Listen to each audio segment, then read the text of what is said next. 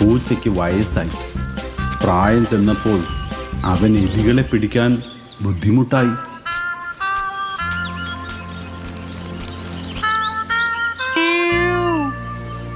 ഇങ്ങനെ പോയാ ഞാൻ പട്ടിണി കിടന്ന് മരിക്കും.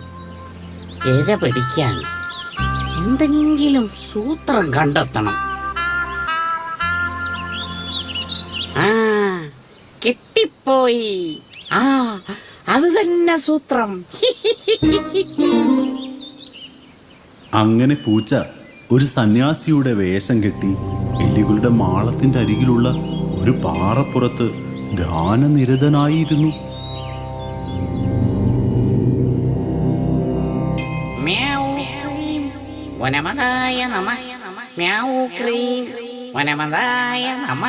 എവിടെ നിന്നാണ് ആ ശബ്ദം? അറിഞ്ഞോ?